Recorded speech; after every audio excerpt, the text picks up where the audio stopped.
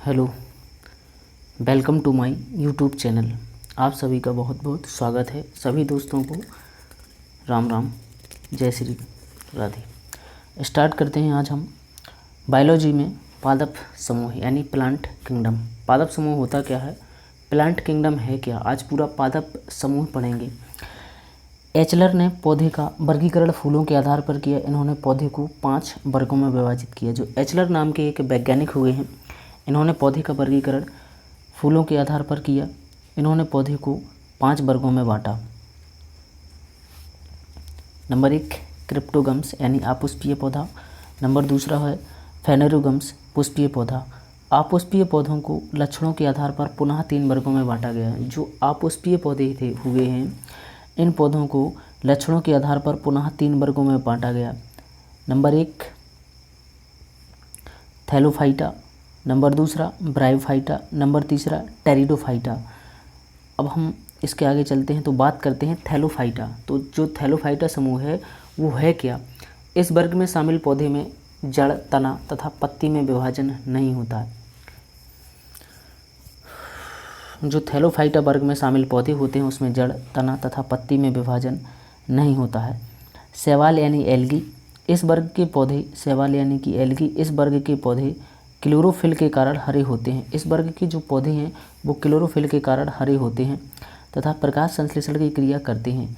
यह नमी युक्त जगहों पर स्वतः ही विकसित हो जाते हैं।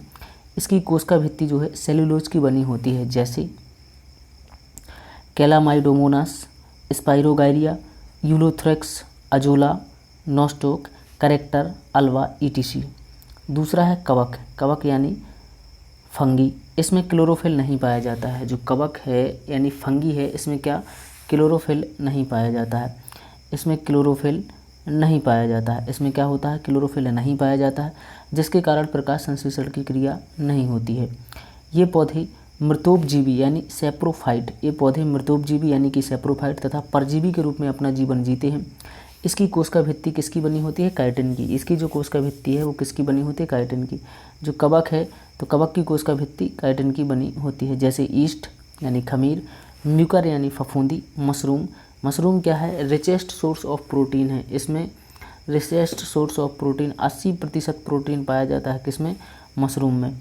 लाइकेन, यह एक सहजीवी संबंध है। लाइकेन क्या है, यह एक सहजीवी संबंध है जिसमें एल्गी तथा फंगी साथ साथ रहते हैं। जो लाइकेन है यह एक सहजीवी संबंध है, इसमें एल्गी तथा फंगी साथ साथ रहते हैं। एल्गी एंड फंगी के सहजीवी संबंध को, एल्गी एंड फंगी के सहजीवी संबंध को सामूहिक रूप से लाइकेन कहा जाता है। लाइकेन से प्रयोगशाला में अम्ल तथा क्षार के परीक्षण के लिए लिटमस पत्र को प्राप्त किया जाता है। लाइकेन से प्रयोगशाला में अम्ल तथा क्षार के परीक्षण के लिए लिटमस पत्र को प्राप्त किया जाता है। लाइकेन वैसे स्थानों पर नहीं पाया जाता है जहां वायु प्रदूषण अधिक होता है। क्यों, क्योंकि लाइकेन को बायो इंडिकेटर यानी जैव सूचक भी कहते हैं। ब्रायोफाइटा, इस समूह के पौधों में जड़, तना और पत्ती पूर्ण रूप से विकसित होते हैं। जो ब्रायोफाइटा है तो इस समूह के पौधों में जो जड़ है, तना है और पत्ती है वो पूर्ण रूप से विकसित नहीं होते हैं। ये पौधे जल के साथ स्थल पर भी विकसित होते हैं, इसलिए इन्हें पादप समूह का उभयचर। ये पौधे, इनकी विशेषता क्या है कि जल के साथ साथ स्थल पर भी विकसित होते हैं, इसलिए इन्हें पादप समूह का उभयचर यानी एम्फीबियंस ऑफ प्लांट किंगडम कहा जाता है, जैसे मोस, रिक्सिया, फ्यूनेरिया। टेरिडोफाइटा, टेरिडोफाइटा है क्या, इस समूह के पौधों में जड़, तना और पत्ती का विकास होता है। इस समूह के पौधों में जड़, तना और पत्ती का विकास होता है। इसे भूमि पर विकसित होने वाला प्रथम पादप समूह कहते हैं, जैसे फर्म है लाइकोपोडियम। अब बात आती है फेनेरोगम्स यानी पुष्पीय पौधा। अभी तक हमने पढ़े अपुष्पीय, अब पढ़ेंगे पुष्पीय पौधा। यह 2 प्रकार के होते हैं। जो पुष्पीय पौधे हैं वो भी भाई साहब 2 प्रकार के होते हैं। Number 1 gymnosperm. जिम्नोस्पर्म का मतलब है नग्नबीजी। अब नग्नबीजी का अर्थ मतलब क्या होता है, इस समूह के पौधों में जड़, तना, पत्ती, फूल और बीज पाए जाते हैं किंतु फल नहीं होता है। ध्यान रखना, नग्नबीजी में क्या होता है, जड़, तना, पत्ती, फूल और बीज पाए जाते हैं किंतु फल नहीं होता है। बीज किसी भी प्रकार के आवरण में बंद नहीं होता है। जो बीज है वो किसी भी प्रकार के आवरण में बंद नहीं होता है, जैसे साइकस। अब इसमें दूसरा है आवृत्तबीजी यानी एंजियोस्पर्म। इस समूह के पौधों में जड़, तना, पत्ती, फूल, फल और बीज पाए जाते हैं। बीज फल के अंदर पाया जाता है। बीज कहाँ पाया जाता है? फल के अंदर पाया जाता है, जैसे आम, जामुन। अब बात करेंगे, आम जामुन हो गया, लीची है, धान है, गेहूं है, मक्का आदि। अब आवृत्तबीजी जो है दो प्रकार के होते हैं। आवृत्तबीजी कैसे होते हैं? दो प्रकार के। नंबर एक बीजपत्री, वैसा बीज जो प्राकृतिक रूप से दो बराबर भागों में नहीं बंटता है। वैसा बीज जो प्राकृतिक रूप से दो बराबर भागों में नहीं बंटता है वह है एक बीजपत्री बीज कहलाता है। इसमें पत्तियों में समानांतर विन्यास पाया जाता है। इसमें पत्तियों में कैसा विन्यास पाया जाता है? समानांतर विन्यास पाया जाता है। अब एग्जाम्पल की बात करें, जैसे की बात करें तो धान है, गेहूँ है, मक्का है, लीची है, कटहल है, खजूर इत्यादि। अगला है द्विबीजपत्री, वैसा बीज जो प्राकृतिक रूप से दो बराबर भागों में बटा रहता है। वैसा बीज जो प्राकृतिक रूप से दो बराबर भागों में बटा रहता है द्विबीजपत्री कहलाता है। जैसे आम हो गया, जामुन है, काजू है, मूंगफली है आदि। अब बात करेंगे पार्ट ऑफ फ्लावरिंग प्लांट्स। बीज में अंकुरण निकलने की क्रिया। बीज में जो बीज होता है उसमें जब अंकुरण निकलता है तो उस क्रिया को अंकुरण यानी कि जर्मिनेशन कहलाती है। बीजों में अंकुरण के लिए नमी, ऑक्सीजन तथा तापमान की ज़रूरत होती है। जब बीज क्या होता है? अंकुरित होता है तो हमें नमी चाहिए, हमें ऑक्सीजन चाहिए और तापमान चाहिए। अब बीजों में अंकुरण के लिए प्रकाश तथा उर्वरक की आवश्यकता नहीं होती। जब बीज अंकुरण करता है तो वहाँ हमें प्रकाश और उर्वरक की आवश्यकता नहीं होती है। अंकुरण के उपरांत बीज से दो संरचनाओं का विकास होता है। अंकुरण होने के बाद बीज से दो संरचनाओं का विकास होता है। नंबर एक परांकुर, जिसे हम प्लूम्यूल कहते हैं। प्लूम्यूल यानी परांकुर, यह पृथ्वी से ऊपर की ओर वृद्धि करता है। यह होता क्या है कि पृथ्वी से ऊपर की ओर वृद्धि करता है। जब ऊपर की ओर आएगा तो उसमें कुछ ना कुछ होगा। तो परांकुर जो है विकसित होकर पत्ती, तना तथा फूल का निर्माण करता है, जिसे सामूहिक रूप से प्ररोह या सूट कहते हैं। मूलांकुर यानी जिसे हम रेडिकल कहते हैं, यह पृथ्वी के नीचे की ओर वृद्धि करता है। मूलांकुर मतलब यह पृथ्वी से नीचे की ओर वृद्धि करता है। रेडिकल विकसित होकर जड़ का निर्माण करता है। पुष्पीय पौधों के निम्नलिखित भाग होते हैं। पुष्पीय पौधों के कौन कौन से भाग होते हैं? जड़ है, तना है, पत्ती है, फूल। अब हम बात करेंगे जड़ की यानी रूट की। रेडिकल से मुख्य जड़ का विकास होता है। जो रेडिकल है उससे मुख्य जड़ का विकास होता है, जिसे मूसला जड़ कहा जाता है। रेडिकल से मुख्य जड़ का विकास होता है, जिसे मूसला जड़ कहा जाता है। मूसला जड़ शाखाओं के रूप में विभाजित होता है, जिसे अपस्थानिक जड़ कहा जाता है। मूसला जड़ शाखाओं के रूप में विभाजित होता है, जिसे अपस्थानिक जड़ कहा जाता है। अपस्थानिक जड़ में बाल जैसी संरचना का निर्माण होता है, जिसे मूल रोम कहा जाता है। जो अपस्थानिक जड़ है उसमें एक बाल जैसी संरचना का निर्माण होता है, जिसे मूल रोम कहा जाता है। मूल रोम का निर्माण एक कोशिका से होता है। जड़ के कार्य यानी फंक्शन ऑफ रूट। जड़ जो है पौधों को मिट्टी से जकड़े रहता है। जड़ क्या करता है कि पौधों को मिट्टी से जकड़े रहता है, तो इससे पौधों को क्या होती है? ताकत मिलती है। मूल रोम के द्वारा मिट्टी से जल तथा खनिज लवण को अवशोषित करने का कार्य किया जाता है। मूल रोम के द्वारा मिट्टी से जल तथा खनिज लवण को अवशोषित करने का कार्य किया जाता है। जड़ में पॉजिटिव जियोट्रोपिज्म तथा निगेटिव फोटोट्रोपिज्म गुण होता है। जड़ में जो है पॉजिटिव जियोट्रोपिज्म तथा निगेटिव फोटोट्रोपिज्म गुण होता है। यह भोजन संग्रह करने का कार्य करता है। नोट, जड़ में नोड तथा इंटरनोड नहीं पाया जाता है। इस बात को ध्यान रखना है कि जड़ में नोड तथा इंटरनोड नहीं पाया जाता है। अब बात आती है तना यानी स्टेम। इसमें नोड तथा इंटरनोड पाया जाता है। इसका विकास पृथ्वी के विपरीत तथा प्रकाश की दिशा की तरफ से होता है, इसलिए इसे प्रकाशानुवर्तन यानी फोटोट्रोपिक कहा जाता है। इसका जो विकास है यानी जो तने का विकास है वो पृथ्वी के विपरीत तथा प्रकाश की दिशा की तरफ से होता है, इसलिए इसे प्रकाशानुवर्तन यानी फोटोट्रोपिक कहा जाता है। तना में पॉजिटिव फोटोट्रोपिज्म तथा निगेटिव जियोट्रोपोज्म होता है। यह पौधे का मुख्य भाग है जिस पर पत्ती, फूल और फल विकसित होते हैं। जो तना है वो पौधे का मुख्य भाग है। क्यों? क्योंकि जिस पर पत्ती भी लगती है, फूल भी लगते हैं और फल विकसित होते हैं। तना पौधे को ताकत प्रदान करता है। तना के द्वारा ही पत्तियों में निर्मित भोज्य पदार्थ को पौधे के विभिन्न भागों तक पहुंचाया जाता है तथा जड़ से अवशोषित जल तथा खनिज लवण को पत्तियों तक पहुंचाने का काम करता है। कुछ तने भोज्य पदार्थों को संचित करने का कार्य करते हैं, जैसे आलू, प्याज है, अदरक है, हल्दी है, अरवी है, इधर अरली नहीं क्या है, इधर पर क्या है, इधर पर है अरवी, अरवी है इधर पर, लहसुन आदि। कुछ तने कांटों के रूप में विकसित हो जाते हैं जो पौधों को सुरक्षा प्रदान करते हैं, जैसे बबूल हो गया, नींबू हो गया। पत्ती यानी लीफ, पत्ती क्या है, पत्ती पौधे का मुख्य भाग है जिसके द्वारा महत्वपूर्ण कार्य किए जाते हैं। पत्ती जो है पौधे का मुख्य भाग है जिसके द्वारा महत्वपूर्ण कार्य किए जाते हैं। पत्तियों के किनारों पर छोटे छोटे सूक्ष्म छिद्र पाए जाते हैं जिन्हें रंध्र यानी स्टोमेटा कहते हैं। जो पत्तियां होती हैं, पत्तियों के किनारों पर छोटे छोटे सूक्ष्म छिद्र पाए जाते हैं जिन्हें हम रंध्र यानी स्टोमेटा कहते हैं।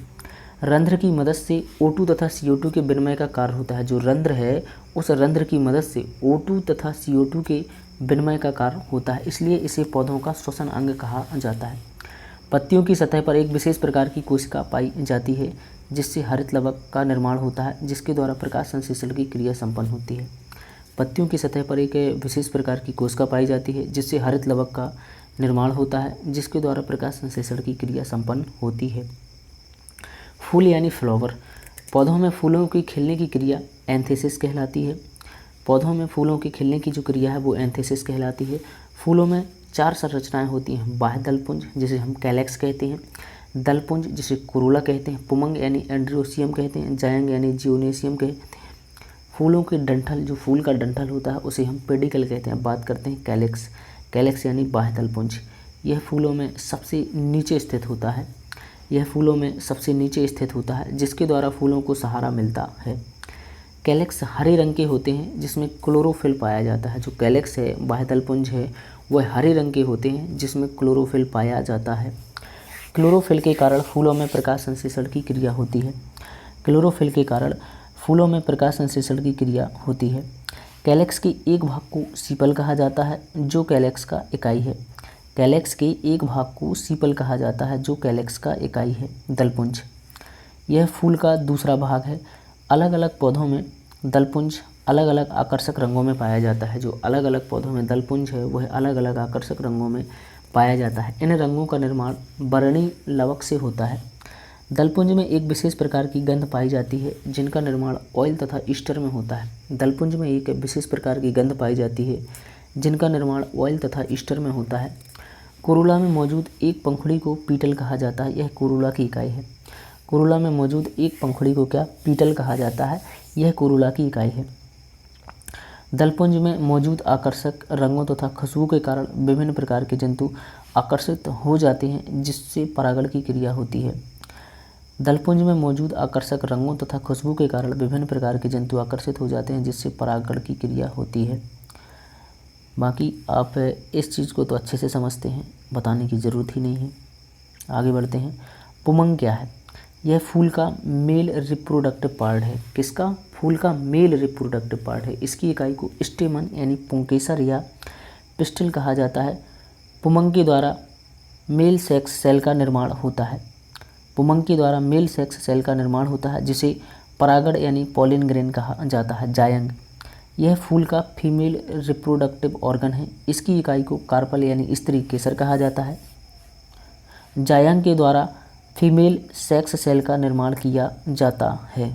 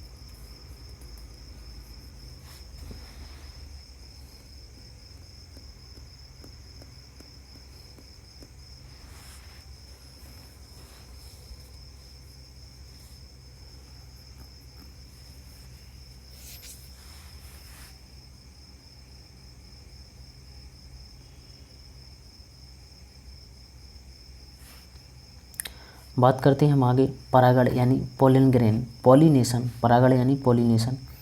यह एक प्रक्रिया है जिसके द्वारा परागकण स्टिग्मा तक चला जाता है। पॉलिनेशन के लिए अलग अलग एजेंट महत्वपूर्ण योगदान देते हैं, जिसके आधार पर पुष्पों के अलग अलग वर्ग होते हैं। नोट: फूलों में जो सर्वाधिक परागण है वो कीटों के द्वारा होता है, और कीटों के अंतर्गत जो सर्वाधिक परागण की क्रिया है वो मधुमक्खी के द्वारा होती है। सबसे बड़ा फूल रेफ्लेसिया आर्नोल्डी के पौधे में पाया जाता है, जिसका व्यास 1 मीटर तथा वजन 8 से 10 किलोग्राम होता है। सबसे छोटा फूल वुल्फिया यानी सरसों के दाने के बराबर होता है। कीट लाल रंग को नहीं देख पाते हैं। कीट ब्लू वायलेट कलर ज़्यादा पसंद करते हैं। रेड और ऑरेंज कलर पक्षियों के लिए उत्तम है। कौन सा? एक रेड और ऑरेंज कलर जो है वो पक्षियों के लिए क्या है? उत्तम है। आगे बढ़ते हैं। फल यानी फ्रूट्स। फल का निर्माण अंडाशय से होता है। अंडाशय से फल के निर्माण के आधार पर फल 2 प्रकार के होते हैं। एक सत्त फल, वैसा फल जिसका निर्माण ओवेरी के द्वारा होता है उसे सत्त फल कहा जाता है, जैसे आम, अमरूद, जामुन, धान, गेहूं आदि। असत्य फल क्या है? वैसा फल जिसका निर्माण अंडाशय को छोड़कर फूल के अन्य हिस्सों से होता है उसे असत्य फल कहते हैं, जैसे सेब, अनानास, नाशपाती, काजू, कटहल, अंजीर आदि। फलों में मौजूद बीज के बाहर वाले भाग को फल भित्ति यानी पेरिकार्प कहा जाता है। पेरिकार्प का जो निर्माण है वो 3 लेयर के द्वारा होता है, जो निम्नलिखित इस प्रकार है। बाह्य फल भित्ति यानी एपिकार्प। यह पेरिकार्प की बाहर वाली परत होती है जिसके द्वारा फल के छिलके का निर्माण होता है। मध्य फल भित्ति यानी मेसोकार्प। यह पेरिकार्प का बीच वाला हिस्सा है जिसके द्वारा फलों के पल्प यानी गूदा का निर्माण होता है। अंतः फल भित्ति यानी जिसे हम एंडोकार्प कहते हैं, यह पेरिकार्प की सबसे अंदर वाली परत होती है जिसके द्वारा बीज को बाहर से ढकने का कार्य किया जाता है। फलों के खाने योग्य भाग: धान, गेहूं, मक्का, ज्वार, बाजरा, नारियल। इसका कौन सा भाग खाया जाता है? भ्रूणपोष यानी एंडोस्पर्म। आम, पपीता, इमली। मध्य फल भित्ति यानी मेसोकार्प इसकी खाई जाती है। अमरूद है, करेला है, बैगन है, टमाटर है, परवल, इनका क्या खाया जाता है? फल भित्ति और बीज खाई जाती है। सेब और नाशपाती में क्या खाते हैं? पुष्पासन। नींबू है, संतरा है, मौसमी, इसमें क्या? रसीले रोम यानी जूसी हेयर। अनार, रसीले बीज, चोल। लीची, एरेल। अंगूर, फल भित्ति यानी पेरिकार्प। बाकी आप इस चीज़ को तो बहुत अच्छे से समझते हैं, बताने की ज़रूरत नहीं किसी को। अब बात करेंगे हम पादप हार्मोन। पादप हार्मोन क्या है? ऑक्जिन, इसे ग्रोथ हार्मोन या वृद्धि करने वाला हार्मोन कहा जाता है। ऑक्जिन जो है इसको हम ग्रोथ हार्मोन या वृद्धि करने वाला हार्मोन कहा जाता है। यह पौधे के शीर्ष भाग में पाया जाता है। इसके द्वारा पौधे की लंबाई में वृद्धि होती है। यह पौधे से फूलों तथा पत्तियों को गिरने से रोकता है। यह पौधे के आसपास मौजूद खरपतवार को नष्ट करता है। जिबरेलिन क्या है? अब यह फूलों तथा पत्तियों को विकसित होने में मदद करता है। यह बड़े आकार के फूल तथा फल को विकसित करने में मदद करता है। साइटोकाइनिन क्या है? यह पौधों में कोशिकाओं को विभाजित करने के लिए सक्रिय करता है, जिससे विभाजन में तेजी आती है। परिणाम स्वरूप कोशिका की संख्या बढ़ने से पौधों की गोलाई मोटाई में वृद्धि होती है। एथिलीन क्या है? Ethylene C2H4। यह पादपों में निर्मित होने वाला एकमात्र गैसीय हार्मोन है। याद रखना, जो एसिटिलीन है यह पादपों में निर्मित होने वाला एकमात्र गैसीय हार्मोन है। यह पौधों में फलों को प्राकृतिक रूप से पकने में मदद करता है। फलों को कृत्रिम रूप से पकने के लिए कैल्शियम कार्बाइड नामक यौगिक का उपयोग किया जाता है, जो जल से क्रिया कर C2H2 यानी एसिटिलीन गैस बनती है और इस गैस की मदद से फल पक जाते हैं। एबिसिसिक एसिड यह पौधों में पुरानी पत्तियां, फूल और पके हुए फल को गिरने में मदद करता है। जो एबिसिसिक एसिड है यह पौधों में पुरानी पत्तियों, फूल और पके हुए फल को गिरने में मदद करता है। बाकी आप वीडियो अगर अच्छा लगा हो, कुछ नॉलेज अगर प्राप्त हुआ हो इससे, तो लाइक करें, शेयर करें और सब्सक्राइब करें। Thanks for watching. धन्यवाद। जय हिंद।